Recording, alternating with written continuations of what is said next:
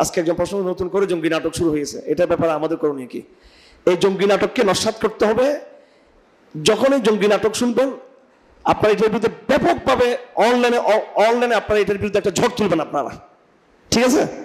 গতকালকে এই আমরা এগুলো বুঝি, আমেরিকা করতে করতে চা বাসায় আলহামদুলিল্লাহ আমরা তো আনাড়ি না, আর আমার তো আত্মীয় স্বজন বন্ধু বান্ধব সর্বত্র ছড়িয়ে আছে আমার, তো আমি সব এগুলো বুঝি।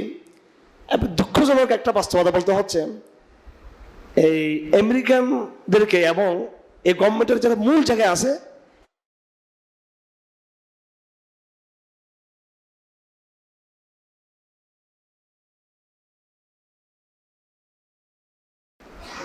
জসিমুদ্দুর রহমানের নাম ওখানে স্পেসিফিকলি বলা হয়েছে ওখানে। তো এরা মনে করছে হারুন সাহেব কিছু জানা না, এগুলো তোমরা কোথায় কি বলো সব জানা আছে। হ্যাঁ, তো এই জন্য সমস্ত ইসলামী দলের উচিত হবে এই মুহূর্তে অনৈক্য সৃষ্টি না করা, ঐক্যের উপর থাকা।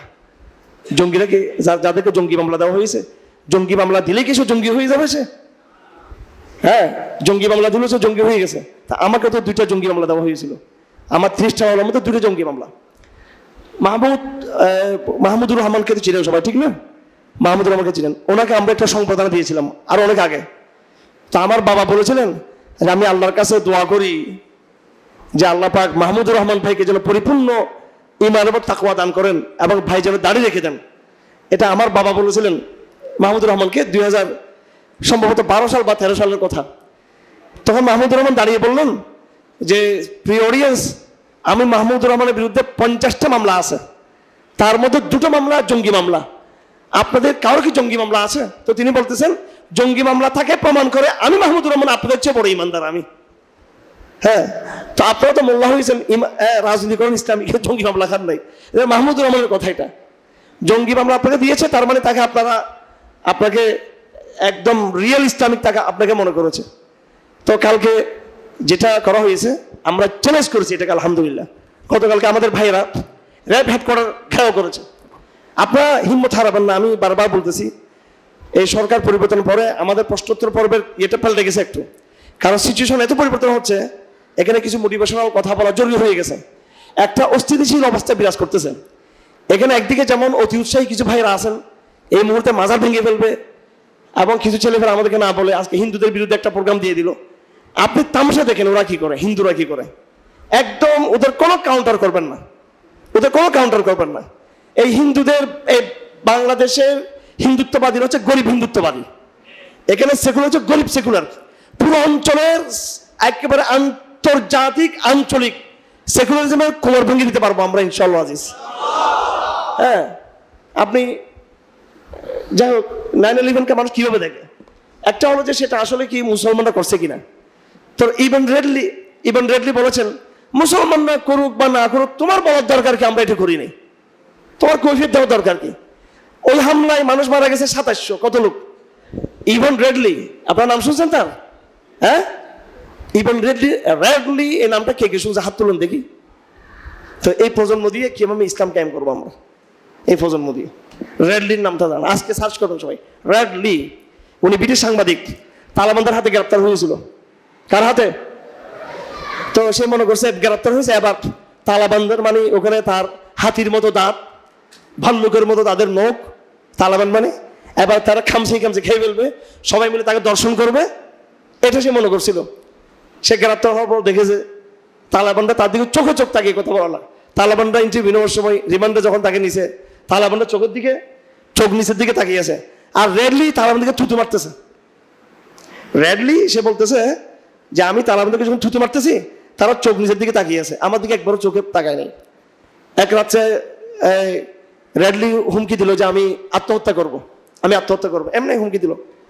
তো তালেবানরা ভয় পেয়ে গেছে, এখন তার রুমের লাইট সুইচ অফ করে দিল সে। এখন আসলে ভিতরে সে মারা গেছে কিনা, আত্মহত্যা করতেছে কিনা, তালেবানরা রাত্রে তার ঘরে প্রবেশ করছে রেডলির রুমে। রেডলি বলতেছে আমি দেখতেছিলাম যে একটা ভাল্লুক আমার দিকে আসতেছিল, এখন এসে আমার সতীত্বকে ধ্বংস করবে, আমাকে সে এখন দংশন করবে, আমাকে সে এখন ছিঁড়ে ফিরে সে একদম নস্যাৎ করে দিবে। তালেবানের কমান্ডার এসে আমার নাকে হাত দিল, হালকা করে নাকে, আমার শ্বাস প্রশ্বাস আছে কিনা, এবং 30 সেকেন্ডের মধ্যে সে আমার রুম থেকে বের হয়ে গেল। অর্থাৎ তারা চেক করলো যে এই রেডলি জীবিত আছে কিনা। অসংখ্য ঘটনা আমি অনুবাদ করেছি, তার সাক্ষাৎগুলো সর্বপ্রথম বাংলাদেশে রেলওয়ে সাক্ষাৎগুলো আমি অনুবাদ করেছি। আমার একটা ম্যাগাজিন দেশজগৎ পত্রিকা ছেপেছি। এগুলো আরও কিছু পোর্টালে এসেছে। এখন আমার কোনো লেখা পাওয়া যায় না এখন অনলাইনে, বুঝলাম না। আমার সব লেখা উদয় হয়ে গেছে, এখন খুব কম লেখা পাওয়া যাচ্ছে। রেডলি সাক্ষাৎকারটাও পাওয়া যাচ্ছে কিনা জানি না, আপনারা সার্চ করে দেখতে পারেন। হাউ রেজার রেডলি লিখলে হয়তো আসতে পারে লেখাগুলো, আমি জানি না। আর না আসলেও কিন্তু তার অনেকগুলো বই বের হয়েছে, এখন বাজারে দেখা যেতে পারে। রেডলি বলেছেন আলহামদুলিল্লাহ উনি ইসলাম গ্রহণ করেছেন। তালেবানরা বলেছে ইসলাম গ্রহণ করার জন্য, তারপরে তিনি ইসলাম গ্রহণ করেছেন। তিনি বলছেন আমি এই অবস্থায় ইসলাম গ্রহণ করবো না, আমি দেশে যাওয়ার পরে চিন্তা ভাবনা করবো আমি। তো তিনি বলছেন, তিনি ইন্ডিপেন্ডেন্ট পত্রিকার সাংবাদিক, তিনি বলতেছেন টুইন টাওয়ারে আক্রমণ করে কয়শো লোক মারা গেছে? 2700 লোক।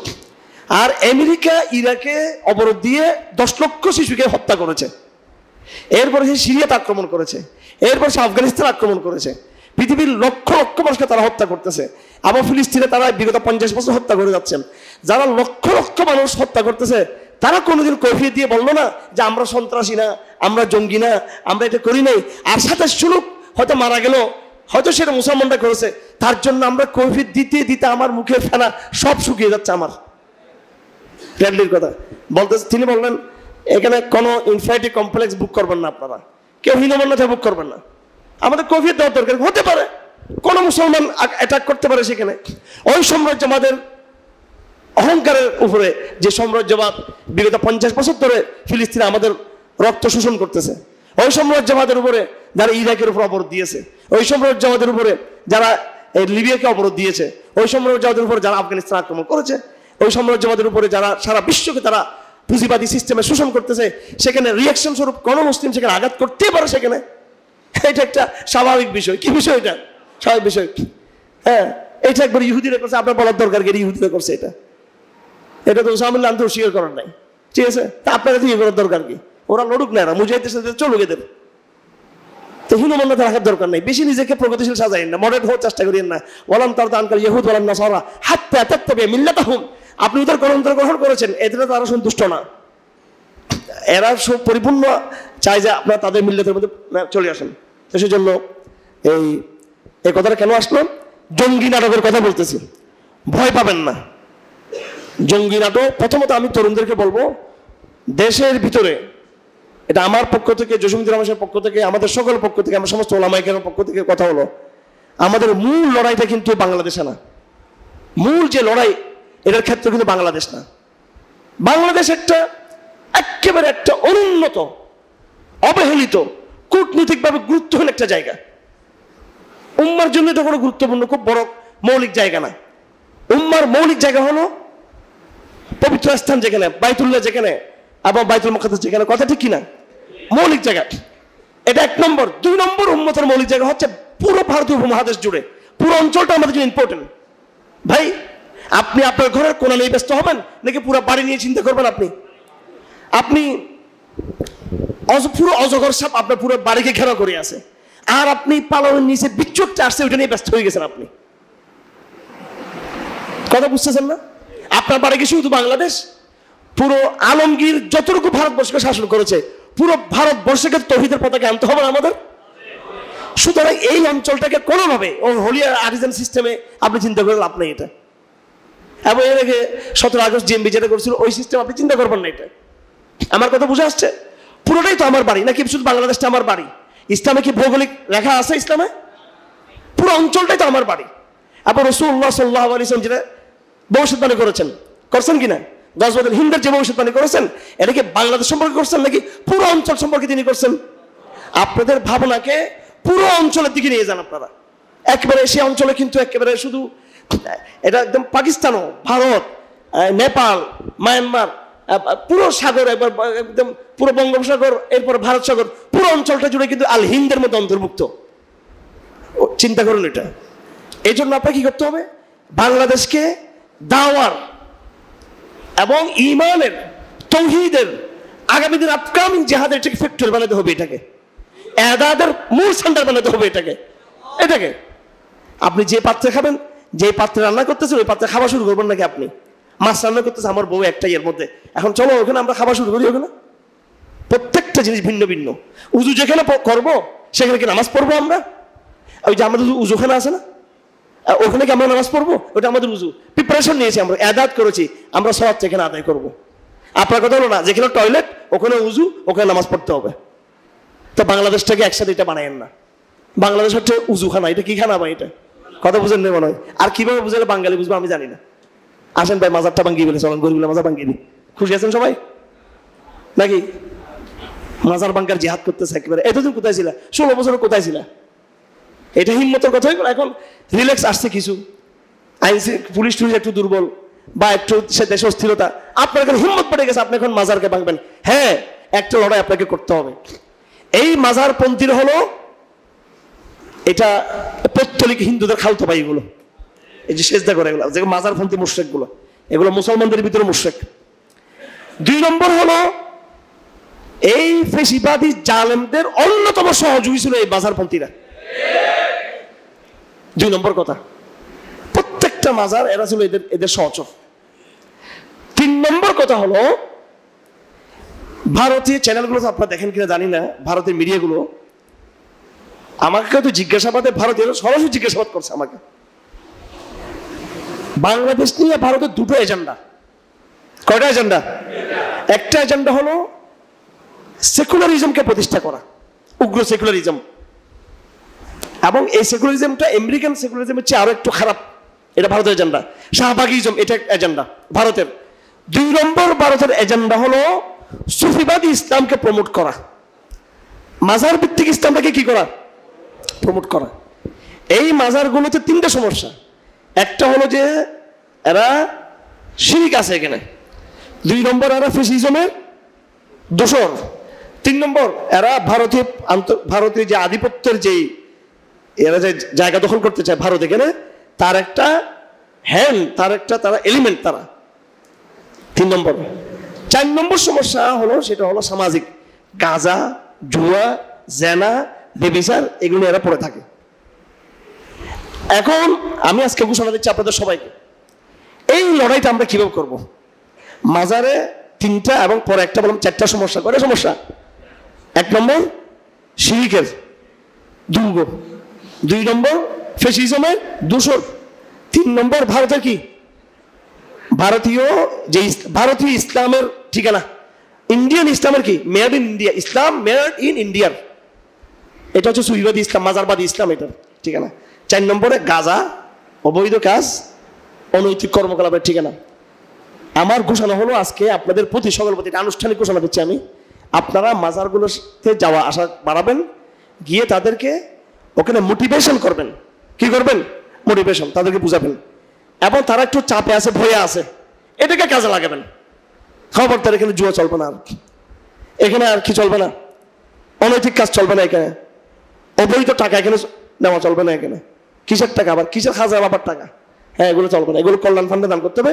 প্রশাসনকে সাথে যুক্ত করবেন, আর্মিকে বলবেন বা স্থানীয় প্রশাসন আমাকে বলবেন, আমি ফোন করবো এদেরকে, প্রতি মাসের ও টাকাগুলো নিয়ে যান, গরিবদেরকে বিতরণ করে দেয় টাকাগুলো, মাজারের টাকাগুলো, তাহলে আমি ফিরসাব ভিতরে যে আছে সে শান্তি পাবে। যাই হোক, মারামারি, হাঙ্গামা, ওখানে গিয়ে আপনার দখল করা, এটাকে ভেঙে দেওয়া, এই আওয়াজগুলো না তুলে আমরা আপাতত কিসের আওয়াজ তুলবো? সংস্কার। কিসের আওয়াজ তুলবো? সংস্কার আওয়াজ তুলবো, তাদেরকে বুঝাবো আমরা।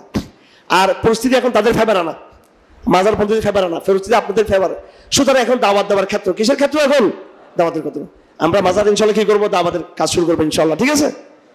তবে একটু আপনাকে এই আপনার সুন্দরভাবে সংঘবদ্ধ হয়ে যেতে হবে আপনাকে। আবার একা গেলে তারা কিন্তু আপনাকে পাত্তা দিবেন, আপনাকে সংঘবদ্ধ গিয়ে লাঠি সুখা নিয়ে যেতে বলি না আমি, মাজার ভাঙার জন্য বলি নাই। যাবেন যাতে তারা বুঝে যে এরা বুদ্ধিমান, এরা ধৈর্যশীল, কিন্তু আবার আর শক্তিধর, কথা না শুনলে কিন্তু আবার এদের শক্তি আছে, এরা যাতে বুঝে এরকম সংস্কার করবেন। মাজার ভাঙবো না মাজার সংস্কার করবো? আচ্ছা, এরপরে ধারাবাহিকতায় শরীয়ত যখন প্রতিষ্ঠা হবে, শেখ মুজিবের মূর্তিগুলা ভেঙে ফেলবে, এই কথা আপনি 3 ঘন্টা আগেও কল্পনা করছেন? আপনি ভাই কল্পনা করছেন? আমাকে এক পুলিশের এডিশনাল আইজি বলছিল যে হারুন, এই দেশে মূর্তি থাকবে না, অথচ কিন্তু সে কিন্তু হাসিনের পক্ষে মূর্তির পক্ষে লড়াই করে আমাদেরকে জেলে ঢুকেছে। তোমরা ধৈর্য ধরো, মূর্তি থাকবে না। আমরা তখন মূর্তির বিরুদ্ধে আন্দোলন করছিলাম 2021 সালে, 2020 সালে, 20 এবং 21 সালে। তো এই মাজারগুলো একসময় কি থাকবে না, থাকবে না, ঠিক আছে। এখন আমার কাছে রাসূলুল্লাহ 13 বছর মক্কায় ছিলেন, 13 বছরে উনি একটা মূর্তি ভাঙেন নাই, ভাঙছেন, কিন্তু মূর্তির সমাজ থেকে তিনি ইসলামের দিকে আনার চেষ্টা করছেন। আবার ঠিকই কিন্তু মূর্তিগুলো একদিন কি হয়েছে, অপসারিত হয়েছে। ওয়াকুল জাল হক ওয়া যাহাকাল বাতিল ইনাল বাতিলা কানা যাহুকা। লড়াইয়ের স্টেজগুলো বুঝতে হবে, লড়াইয়ের স্তরগুলো বুঝতে হবে আপনাকে। এখন আমরা কোন স্তরে থাকবো? মাজার সংস্কার করা। কি সংস্কার করা? আমি এবার আপনাদেরকে বলি, তালেবানদের কথা বলি। আফগানিস্তানে কি পরিমাণ মাজার আছে এটা কল্পনা করতে পারবেন না। কোথায় এবং কি পরিমাণ শিরিক আছে সেটা কল্পনা করতে পারবেন না, ছিল। এখন তালেবানদের পিছনে ছিল পাকিস্তানের মুফতি আজম, কট্টরপন্থী তৌহিদবাদী একজন আলেম। ওনাকে বাংলাদেশের মুফতি ফয়জুল্লাহর সাথে তুলনা করা হয়। এবং দেবন্দীদের মধ্যে কিছু কিছু কিন্তু বেদাত আছে, কিন্তু কিছু কিছু, পুরো না, কিছু কিছু। সালাফিদের মধ্যে যেমন গোড়ামি আছে, কিছু কিছু মাতখালিজম আছে। আমাদের দেবন্দী সমাজের মধ্যে কিছু সমস্যা আছে। এখনো পর্যন্ত আমাদের অনেকে বুঝতে চায় না, নামাজের পরে সম্মিলিতভাবে জরুরি মনে করে মোনাজাত করাটাকে যে বেদাত মুফতি ফয়জুল্লাহ বলেছেন, আনোয়ার শাহ কাশ্মীরি বলে গেছেন, এটা আমাদের অনেকে নিতে চায় না। আর পাকিস্তানের মুফতি রশিদ আহমদ লুধিয়ানবী হচ্ছেন একেবারে কঠিন একজন বিশুদ্ধবাদী সুন্নাহপন্থী বেদাত বিরোধী একজন আলেম। উনি মুফতি ফয়জুল্লাহকে, আমার বড় আব্বা মুফতি ফয়জুল্লাহকে উনি সবসময় উনি ফলো করেন। তালেবানদের আধ্যাত্মিক রাহবর ছিল মুফতি রশিদ আহমদ লুধিয়ানবী, ডক্টর শের আলী শাহ। হ্যাঁ, তো 96 সালে যখন তালেবানরা যখন আফগানিস্তানের কান্দাহার দখল করে, আহমদ শাহ আব্দালির নাম শুনছেন আপনারা? আহমদ শাহ আব্দালির মাজার কিন্তু আফগানিস্তানে, আরো অনেক আলেমদের, অনেক বুজুর্গদের, অনেক সাহাবীদের, হাজার হাজার সাহাবে কেন্দ্রের কবর আছে আফগানিস্তান, সাহাবে অলিদের কবর আছে। তালেবানরা ওখানে গিয়ে একটা মাজার তারা কি করে নাই, ভাঙে নাই, প্রথমে ভাঙে নাই। এমনকি তালেবানরা মাজারের মধ্যে যে বেদাতগুলো চলতেছে এগুলো তারা কি করে নাই, বন্ধ করে নাই। অথচ তালেবানদের পিছনে আধ্যাত্মিক রাহবরকে মুফতি রশিদ আহমদ লুধিয়ানবী রহমতুল্লাহ আলাইহি, ওনার পরামর্শ সব কিছু হচ্ছে। উনি মাজার ভাঙতে বলেন নাই, মাজারের কুসংস্কারগুলো তখন চলতেছিল। কারণ আফগান সমাজটা বেদাত এবং সুন্নাহ মিশ্রিত একটা সমাজ। হ্যাঁ, তো দেখেন পরে তালেবানরা প্রথমে কি করলো, আস্তে আস্তে এদেরকে বুঝাতে লাগলো যে তোমরা মাজারে আসবে জিয়ারত করার জন্য, মাজারে এসে তোমরা এই সমস্ত এই হারাম বেদাতে লিপ্ত হতে পারবে না। তারা একটু বুঝাতে লাগলো, তাদেরকে তারা মোটিভেশন করতে লাগলো, কাউন্সিলিং করতে লাগলো।